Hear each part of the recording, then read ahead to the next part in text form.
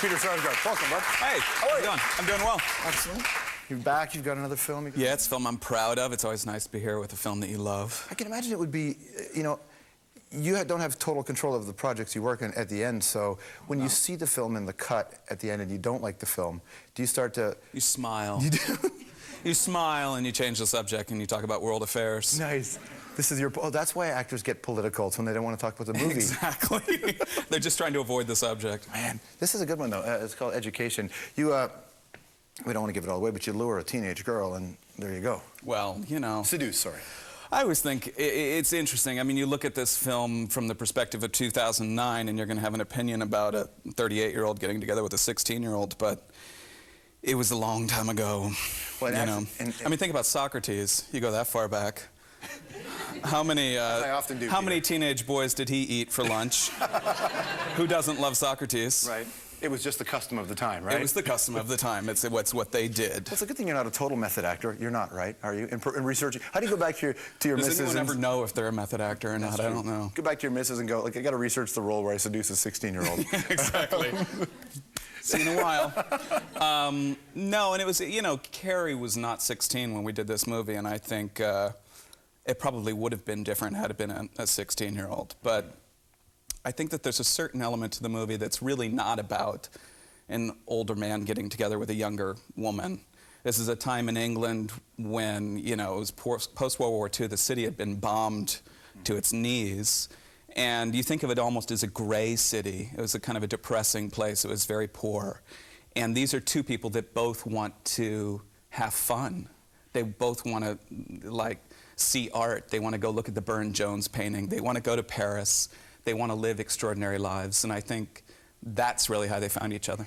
This is set in 1961, right? That around early 60s? Yeah, and earlier. And so it's essentially 3 years before the Beatles' first record came out. So at that point, the Beatles... You could hear the girls starting to scream. Yeah, there was something that was building, and it felt like there was this pent-up aggression that needed to be released, and ultimately it was through I guess, the British version of rock and roll. Yeah. You moved around a lot as a kid. I wondered if there were points in your life growing up where you were changing cities, where you felt something that was pent up inside that you needed to let it out. Well, sure, I became an actor. I mean, you know, I think that adds to me being an actor basically just because I got to meet so many different kinds of people.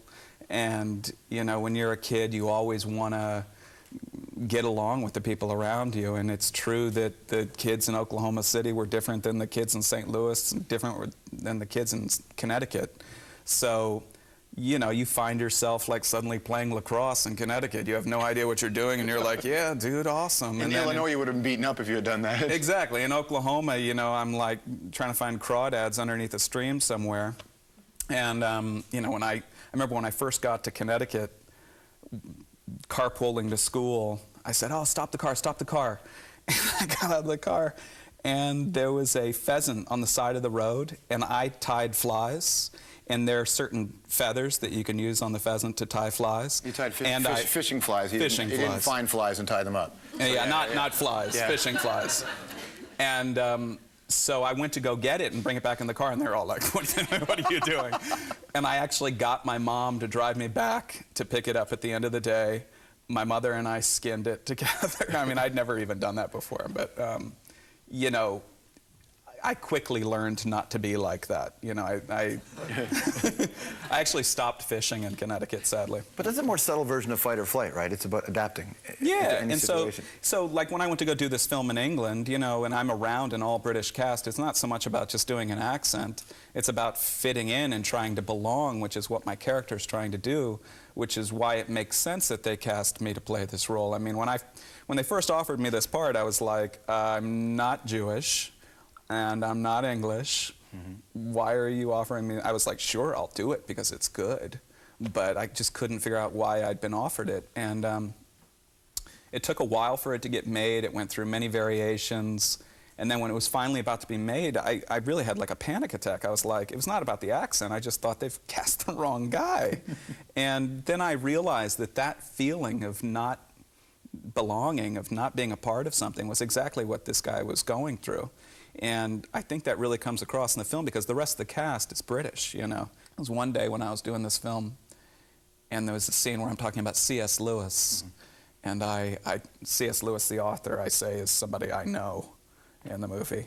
And Without fully knowing his first name. Without fully knowing his first name. I'm like, what do you think, it's Carl? Or what do you think it is, Charles? And when I was doing that scene, I'm telling her parents that I suddenly thought, I'm in a movie doing a British accent. Is this my hand? Is this my body? Why am I wearing these clothes? I have to go home, guys. I have to go home. I had like kind of, you know, not a panic attack, but just kind of one of those things where you're just like, yeah, there are like cameras on me, and I can't do this. You know, and you feel just sort of the makeup starting to go like that, and you're just like, oh boy. And everyone around you is trying to give you water, and the world's kind of going like that. And you know, all that stuff was good. And it's funny, I look at that scene now, and I actually don't see a trace of it in the scene, but it, you know, that sort of feeling is happening with this guy all the time. And that's why he's not a creep to me, and he's not a pervert, is because he's just trying to live in this little fantasy world because his life is not very nice. Is it harder for you to be more vulnerable now? Yeah, you know, but I think it's better. I think when I first started, maybe, you know, acting for me was like rubbing on the same wound over and over again, you know, like somebody who's just rubbing themselves raw. And I think I found a way to enjoy it more as I've gotten to do it. I mean, I really fell into acting. I did pursue it, but it really kind of, it was the path of least resistance for me for a long time. And then, you know, and I've had to work at it and fight for it along the way. But recently, I think in the last 5 years or so, we were talking about Year of the Dog. I mean, that was clearly a movie I just did to, like, make a complete idiot out of myself. I mean, it was... You don't often... leading men don't often choose the role with the fanny pack. Fanny pack and shorts with pleats? Yeah. For my body type, honestly, folks. This is not... I mean, it doesn't look good. And like a polo shirt, and like I said, we were talking on the way in, I said it was 120 degrees or something in the valley, and I'm sweating in weird places, and it was bad. And I'm acting with like 12 dogs. But I did that because I knew Mike White, you know, is a fun guy, and I knew he did things to laugh and have a good time. It's the opposite of Dead Men Walking. Yeah, oh my God. What was it like when Sean Penn, your big break is the scene where Sean Penn just ruins you? Like, did you... That was my first scene in any movie, literally. I mean, my first day on set, I get to set, and I remember I was listening to, you know, this is the type of actor I was at that point. I remember I was listening to I Bleed by the Pixies, right? I was like trying to get into like the place, you know, the mindset of getting raped and killed in the woods. I guess the Pixies helped. And I get out there, and it turns out I didn't need any help because I had Sean Penn. And, you know, he dragged us through the bayou, threw us down in, like, you know, swampy water, and raped and killed us. And they took out of the movie that I was raped. I think that was too confusing.